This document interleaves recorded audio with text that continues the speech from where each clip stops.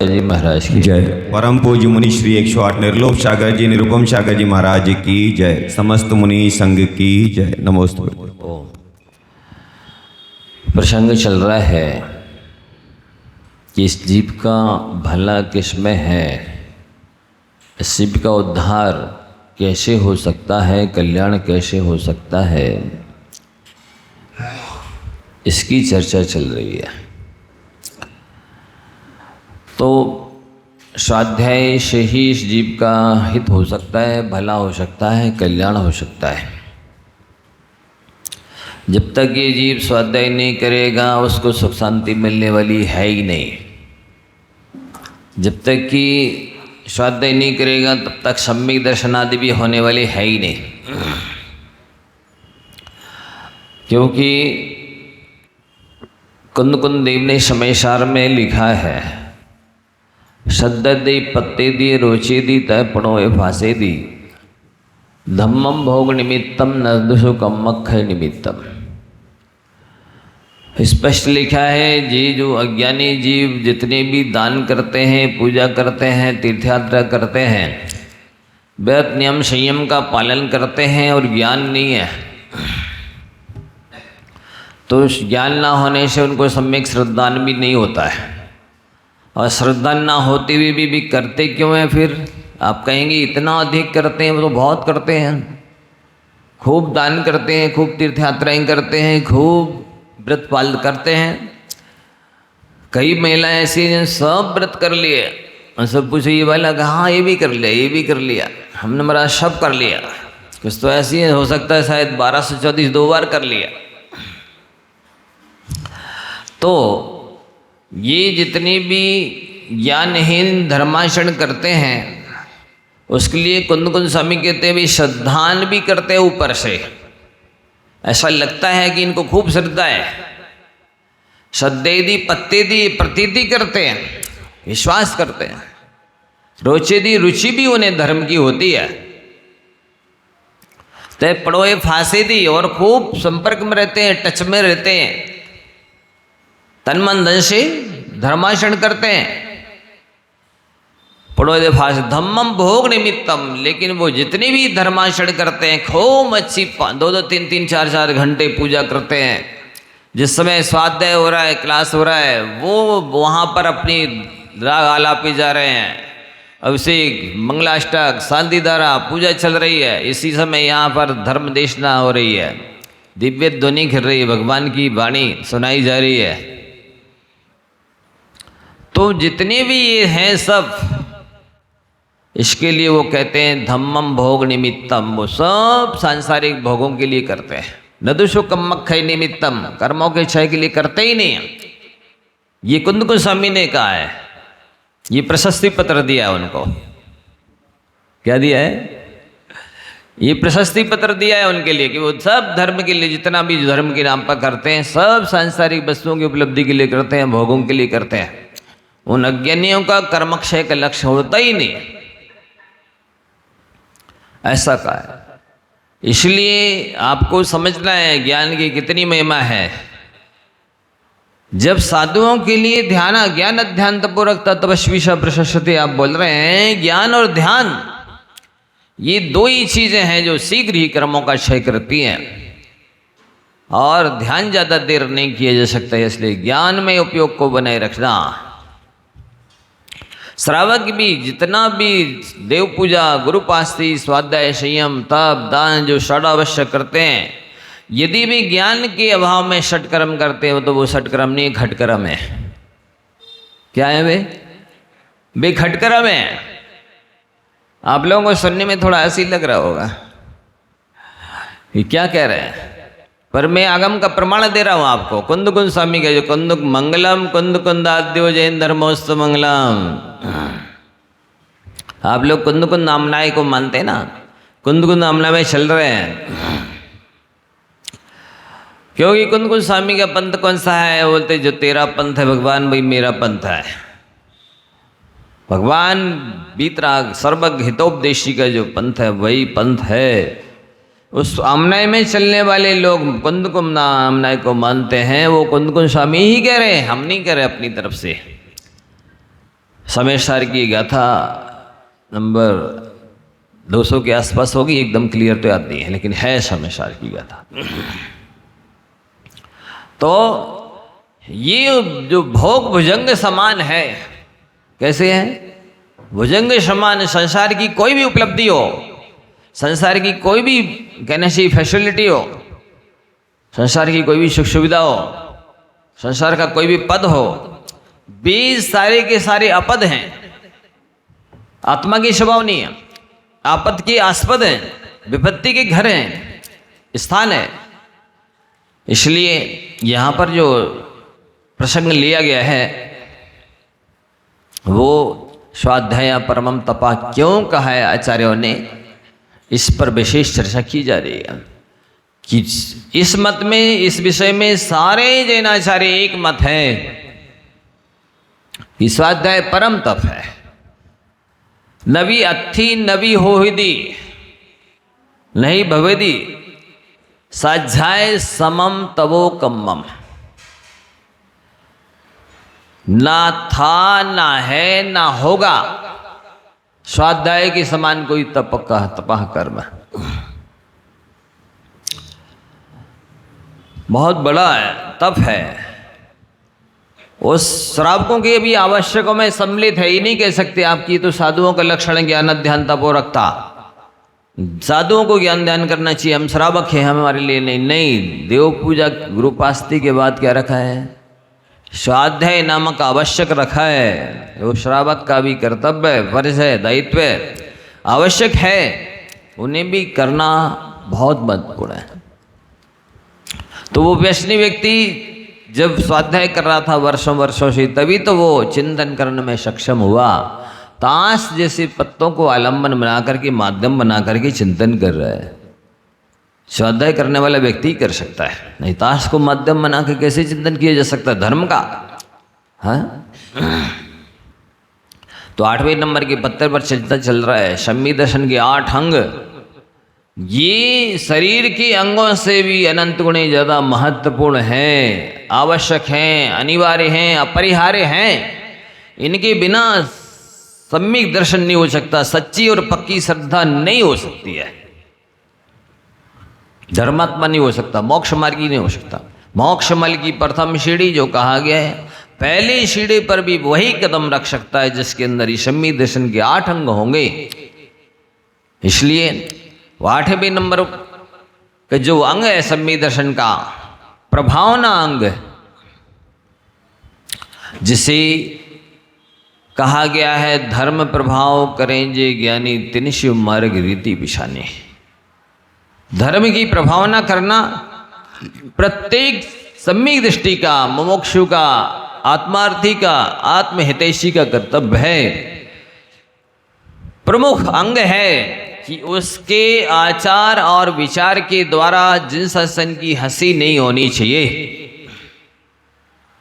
जैन धर्म की, धर्मात्मा की निंदा नहीं होनी चाहिए, लोगों की देवशास्त्र गुरु से विरक्ति नहीं होनी चाहिए, दूरी नहीं होनी चाहिए, बल्कि निकटता होनी चाहिए, धर्म के प्रति आस्था बढ़नी चाहिए, तन मन धन से जुड़ना चाहिए धर्मात्माओं को धर्म से।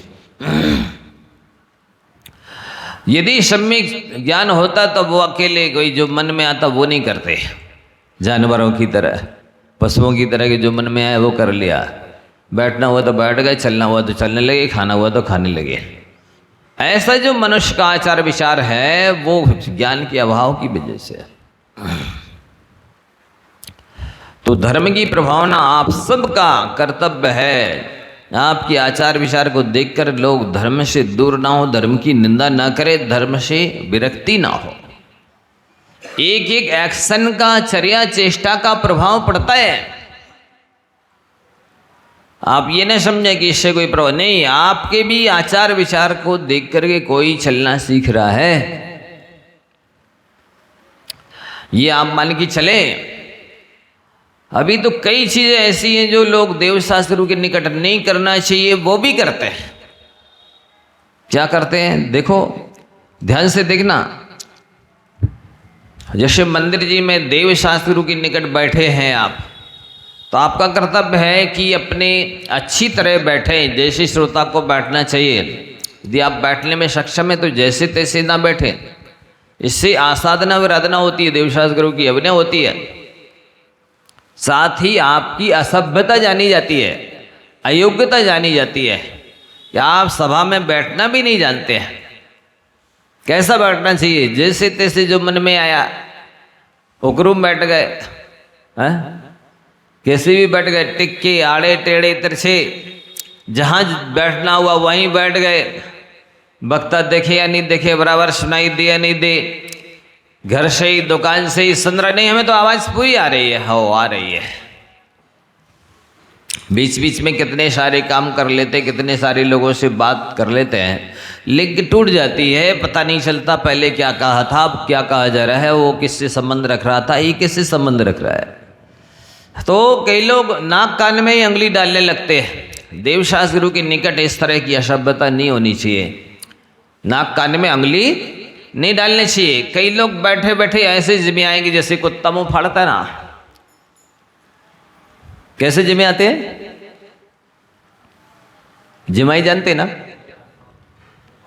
कि खांसी सीख जमाई आए तो ऐसे हाथ लगाना, उल्टा हाथ या रुमाल लगाना, ऊँगने लगते हैं। वही तो ये तंद्रा कहलाती है, ये दोष है। तो कैसे लेने जमाई? जैसे कुत्ता मुंह फाड़ता है, इतने में ऊपर से आके मकड़ी गिर जाए मुंह में, कि मक्खी मच्छर चला जाए, है? इतना खुला मुंह आपका, बिल्कुल सांप के बिल की तरह। ऐसा हाथ नहीं लगा सकते। ऊपर से कई लोग एक्स्ट्रा आवाज भी निकालते हैं और अपने प्रमाद की अभिव्यक्ति करते हैं। खूब आलसी हैं, महाप्रमादी हैं। हमको इस धर्म अनुष्ठान में बहुमान नहीं है, उत्साह नहीं है, उत्सुकता नहीं है, सजगता नहीं है। बैठ गए हैं, पता नहीं कौन की दबाव प्रभाव में बैठ गए, कैसे आके। बिल्कुल। तो ये खांसी छींक जमाई में हाथ लगाना चाहिए, रुमाल लगाना चाहिए। ऐसे जानवरों की तरह मुंह नहीं फाड़ना चाहिए। नहीं, आप जानवर तो हैं। जान माने सजीवता और बर माने श्रेष्ठ। श्रेष्ठ जीव तो हैं आप, मनुष्य हैं, क्योंकि बाकी की 3,83,99,999 योनियों से श्रेष्ठ गति को प्राप्त हुए हैं। तो श्रेष्ठ जानवर हैं आप, अच्छी जान रखते हैं। लेकिन जानवर ना बने सिंह पूंछ वाले, इतना हम कहना चाहते हैं। नाक में, आँख में, कान में जहाँ कहीं उंगली डाल ली है, कब मुँह से ही वो दांत साफ करने लगे सभा में बैठे बैठे। उन्हें मालूम ही नहीं हम कहाँ बैठे हैं, हमें क्या करना चाहिए, कैसे बैठना चाहिए। जैसे हाँ, बैठते किसी से नहीं बनता, बात अलग होती है, लेकिन आप बैठ सकते हैं, फिर भी सभ्यता से बैठना नहीं आता, बैठ नहीं रहे, तो ये कमी मानी जाती ना। आँख का नाक का मेल नहीं निकालना सभा में, देवशास्त्र गुरु के सामने ये अभिनय है। कई लोग तो घर से आएंगे लेकिन मंदिर में यदि लठ बात होवे तो यहाँ आके लघु संग शौच करेंगे। देवशास्त्र गुरु से 25-50 हाथ दूरी पर लघु संग शौच करनी चाहिए। ये शास्त्रों का विधान है। आप तो जहाँ कहीं आए यहीं पर नहा रहे, यहीं मंजन कर रहे, कुल्ला कर रहे, लघु संग कर रहे, शौच कर रहे, ये अभिनय मानी जाती है। पर पता ही नहीं है, विवेक ही नहीं है। जहाँ कहीं जो मने आया लघु संगा कर ली, जहाँ मने आया वही शौच चले गए। नहीं, ये आयतन है, ये जिनालय है, ये मंदिर है, ये भगवान तीन लोक के नाथ पंचपरमेष्ठी का मंदिर है। ये भी जैसे मान लिया ये देशना मंडप बन गया है, ये मंदिर बन गया है। कहो चप्पल जूते पहन के बैठ जाए कुर्सी में पीछे, कौन कोई देख रहा है? अरे कोई देख नहीं रहा है, आपकी आत्मा और परमात्मा तो देख रहा है कि अब आसाधना कर रहे हो, अभिनय कर रहे हो, उद्दंडता असभ्यता कर रहे हो।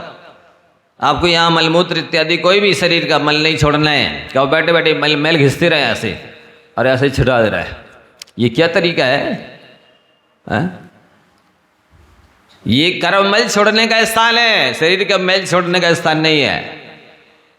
क्या तम्बाकू घिसते रहे वे बैठे बैठे, कौन कोई ने देख पाया, धीरे से दबा ली, ये अभिनय नहीं है। धोती दुपट्टे पहन के आ रहे हैं अभिषेक पूजा करने के लिए, फिर भी जूते चप्पल पहन के आ रहे हैं अब वो जूते चप्पल कहीं और भी लेट बात में भी पहन के गए थे, जहाँ कहीं भी पहन के गए थे, उसके नीचे मलमूत्र छपा है, क्या लगा है, काय की शुद्धि है? हाँ?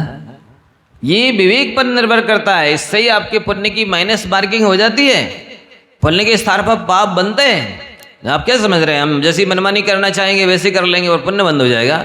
आपके घर का धर्म नहीं है क्या?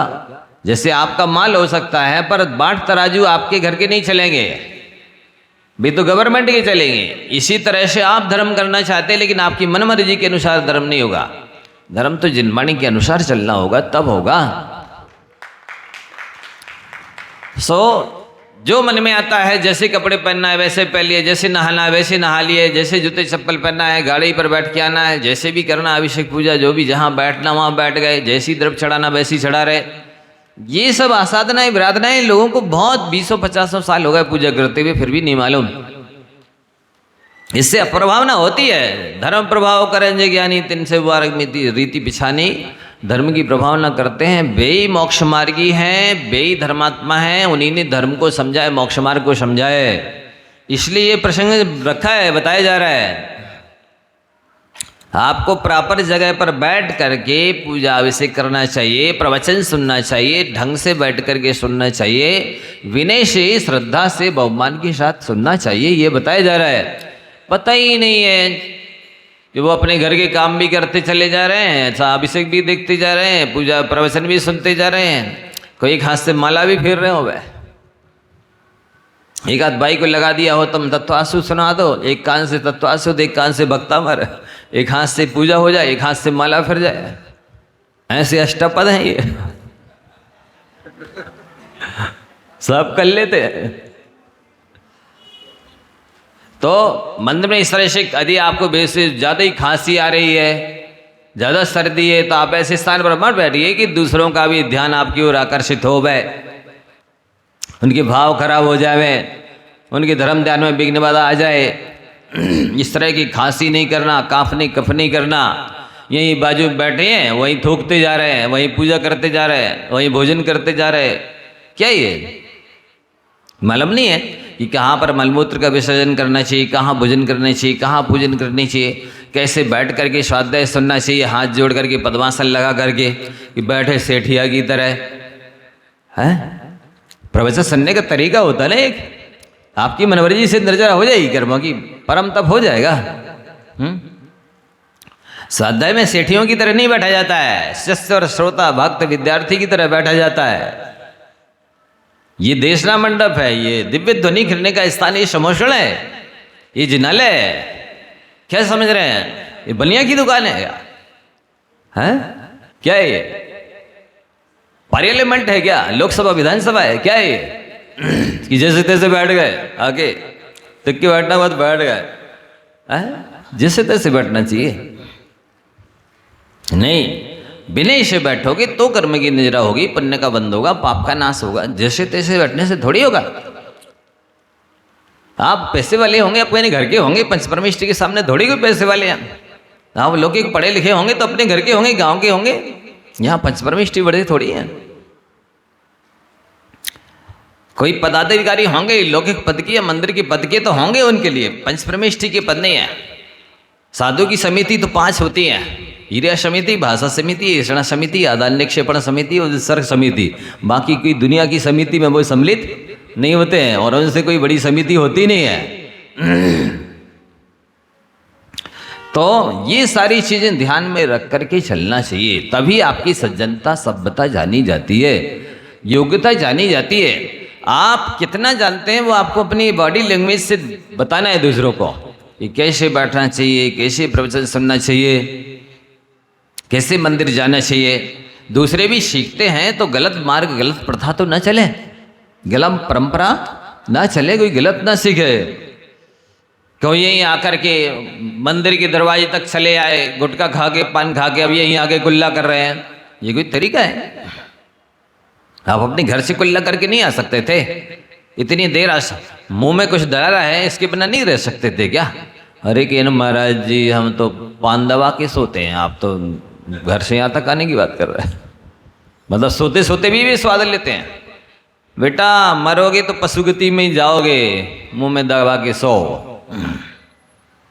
नरक गति में पशुगति में जाओगे, मुंह में दबा के सोते हो। गुटखा, पान, मसाला खा लो बेटा, अगले जन्म में बकरी की पर्याय मिलेगी। ये असभ्यता है, अविवेक है। तो पहले से ही अपने घर से मुख शुद्धि करके आनी चाहिए। यहाँ आकर के देवशास्त्र रोगी, यहाँ जहाँ कहीं भी आपने पीक कर दी, गंदगी कर दी, ये असभ्यता है, ये अविवेक है, ये बिना पढ़े लिखे व्यक्ति की पहचान है। हर चीज का स्थान निश्चित होता है, कहाँ पर पीक करनी है, आपको थूकना है, कहाँ कफ छोड़ना है, कहाँ नाक कमल छोड़ना है, कहाँ लघुशृंगार शौच करना है, कहाँ मुख शुद्धि करनी है, कहाँ हाथ धोना है, कहाँ पैर धोना है। जहाँ से लोग निकल रहे हैं वहाँ पैर धो रहे हैं, वो फिसल जाएंगे, पैर टूट जाएगा, इसका पाप किसे लेगा? जहाँ से लोग निकल रहे हैं एकदम, वहाँ बीच में आप पैर धो रहे हैं तो उसका पैर पड़ेगा, फिसल सकता है ना, टूट सकता है, रिपट सकता है ना कोई भी। ये जहाँ बैठने की जगह वहाँ तुम पैर धो रहे हो, तो बैठने का स्थान निश्चित होता है, पैर धोने का स्थान निश्चित होता है। ये सभ्यता विवेक तो होने चाहिए। तो ये भी आज चीज बताने की जरूरत है। नहीं करते, ध्यान नहीं रखते तो लोग गाली देते हैं, देख कैसा नालायक है, कहाँ इसने क्या कर दिया, कहाँ धो दिया, कहाँ बैठ गया, कहाँ पैर धो लिए, इसको इतनी नहीं मालूम। आप तो उधर जा रहे हैं, इधर आपकी निंदा हो रही है, और आपकी निंदा करके लोग पाप बांध रहे हैं, नीचे गोत्र का बंद कर रहे हैं, अप्रभावना हो रही है, हंसी हो रही है, फजीती हो रही है, बेइज्जती हो रही है। नहीं, आप चले जाएं और पीठ पीछे भी लोग हाथ जोड़े हैं, जय हो जय हो, तब तो आपका कोई आचार विचार है। ये मुंह पे तो दुनिया प्रशंसा कर देती है, ठगने के लिए, लूटने के लिए। जिस प्रशंसनीय वही व्यक्ति है जिसकी पीठ पीछे प्रशंसा हो पाए। ये विवेक रखना चाहिए ना।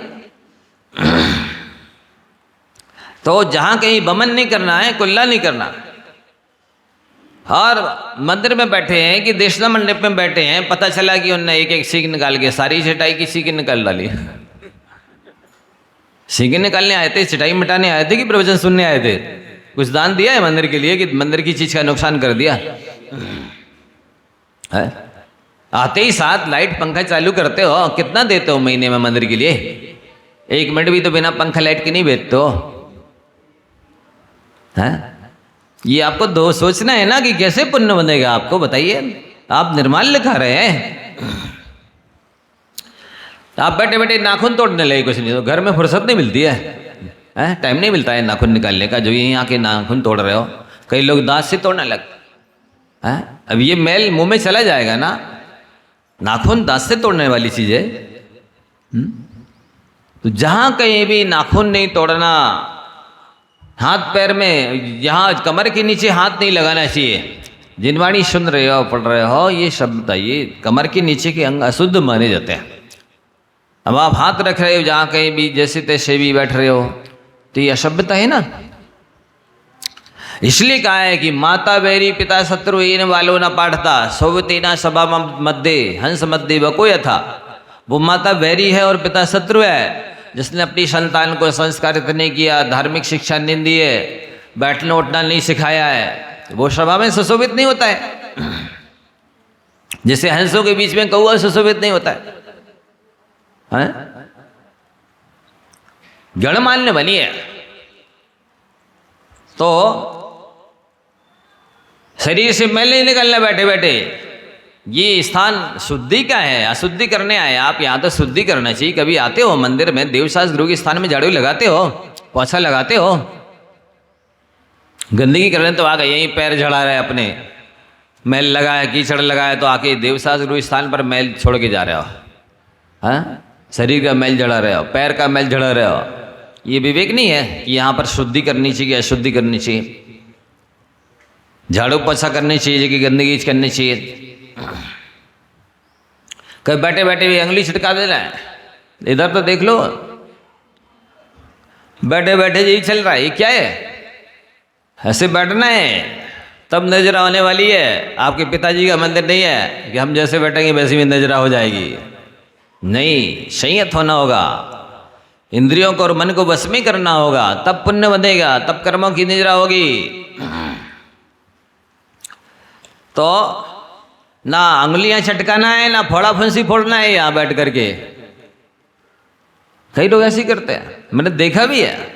बैठे बैठे अपनी कुछ नहीं तो फाड़ा फुंसी फोड़ रहे हैं, यहीं पर पीप निकाल ले पहुँच देंगे, कौ निकाल के, और जो दरी बिछी है उसी में पहुँच दिया। अब बताइए, ये पाप नहीं लग रहा? जिसका फल कौन भोगेगा? महाराज जी भोगेंगे, महाराज जी भोगेंगे, क्योंकि वो बैठे थे प्रवचन करने, इसलिए तो ऐसा हुआ। नहीं तो कोई काय को आता है यहाँ गंदगी करने, है ना? बस साहब, सबका ठेका हमें ने ले लिया है। आप जो जो करो सबका हमारे ऊपर। तो कई लोग तो यहीं का मंजन करने लग जाए, दतौन लेते आए, प्रवचन भी सुन लेंगे और मंजन भी हो जाएगा, दतौन घिसते रहेंगे, बाद में जाके घर में कुल्ला कर लेंगे।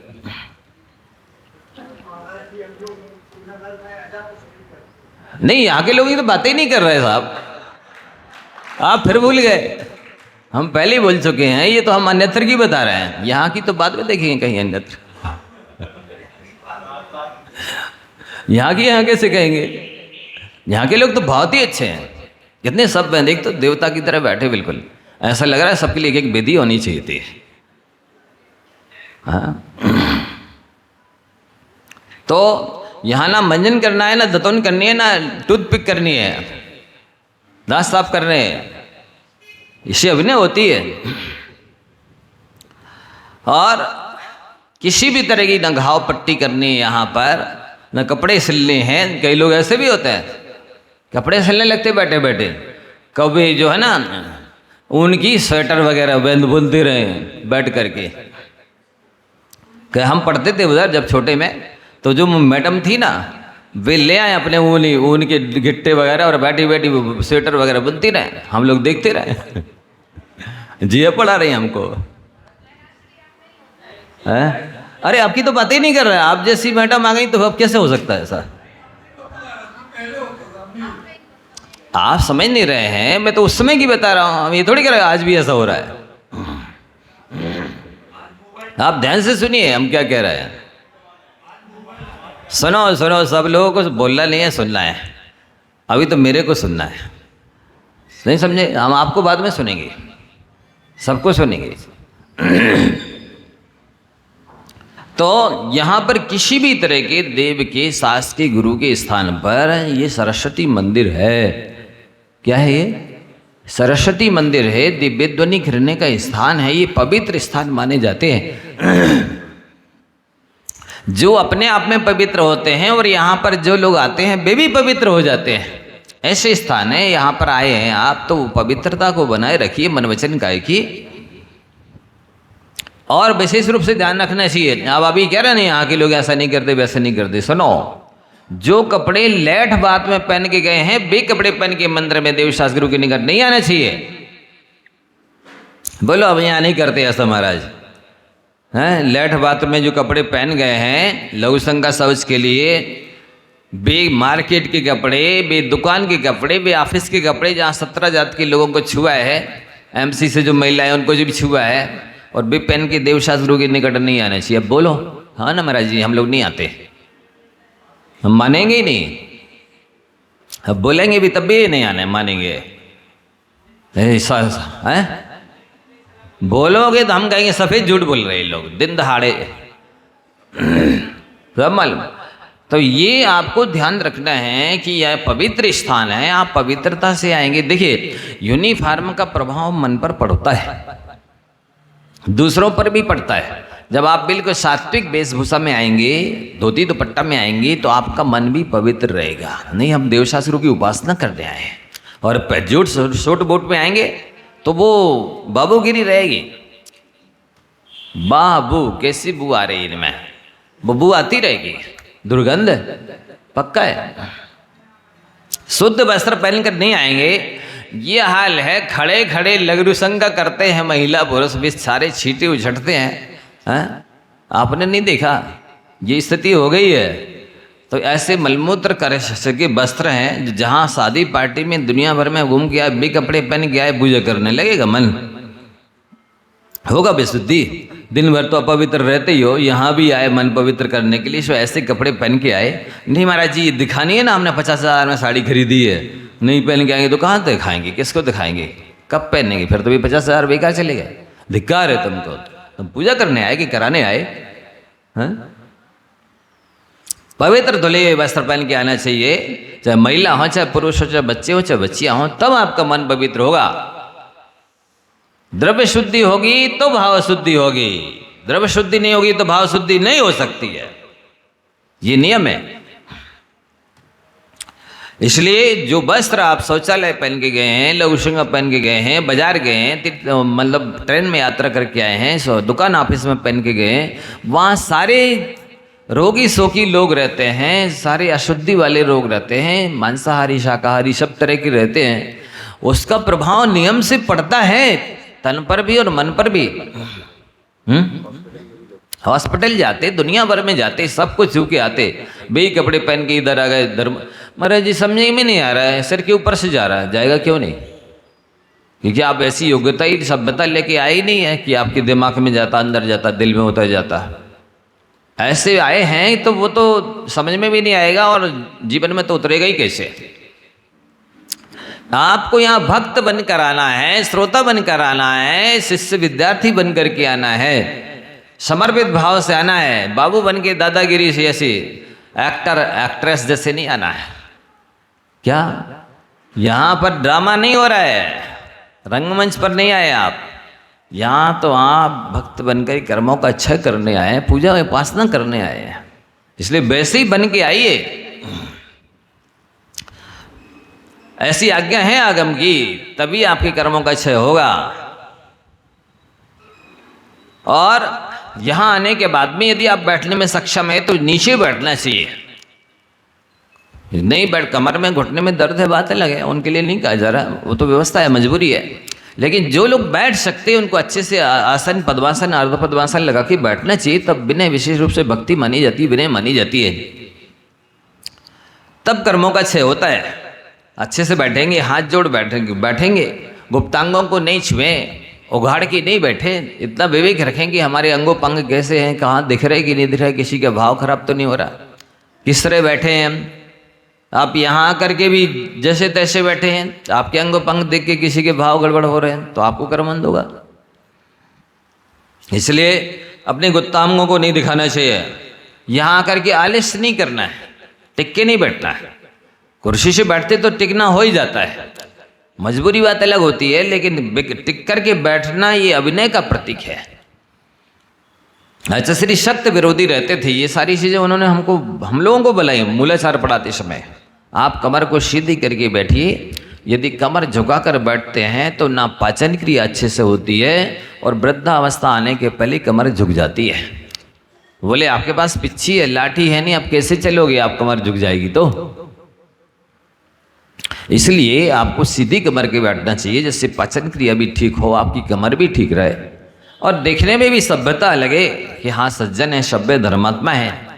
इसका प्रभाव पड़ता है, आप कैसे झांकते हैं, कैसे टेढ़े देखते हैं, कैसे बैठते हैं, कैसे चलते हैं, इससे भी आपकी कसाय का प्रदर्शन होता है, सभ्यता योग्यता का प्रदर्शन होता है।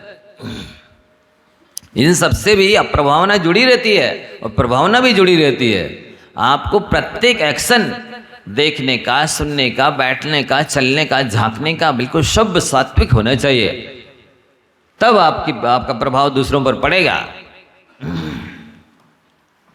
तो कभी भी हो, खांसी हो, छींक हो, जमाई हो, आपको सभ्यता के नाते उल्टा हाथ लगाना चाहिए, रुमाल लगाना चाहिए, नहीं तो ये कुत्ते की तरह मुंह फाड़ना सभ्यता के अंतर्गत तो नहीं आता है। साथ ही यथासंभव कोशिश करें कि हम जितनी देर बैठेंगे टिकेंगे नहीं। ये देवकी सास की गुरु की विनय है बहुत बड़ी।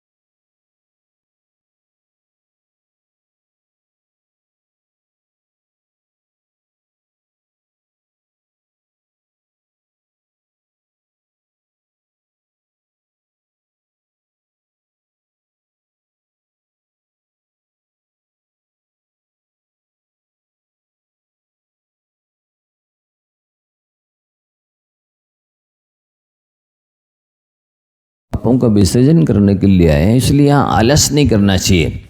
कई लोगों को यही बहुत आलस आता है, ऐसा लगता है जैसे उनको पूरी थकान यही उतारने के लिए आए हैं। तो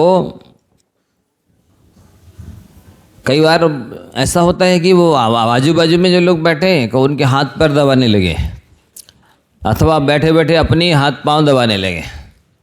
ये भी यहाँ पर देवशास्त्र गुरु के निकट नहीं करना चाहिए। एक्यूप्रेशर है, एक्यूपंक्चर है, क्या क्या करने रहते हैं। तो नाभि के नीचे के अंगों पांगों को खुजाना नहीं, छूना नहीं, दबाना नहीं, इससे भी अभिनय होती है। और यहाँ पर जब जहाँ कहीं भी देवशास्त्र गुरु का स्थान है पंचप्रमेष्टि का, कोशिश करें गद्दा तकिया लगा कर ना बैठे, टिक कर के इस तरह से ना बैठे जिससे कि अभिनय आसाधना हो।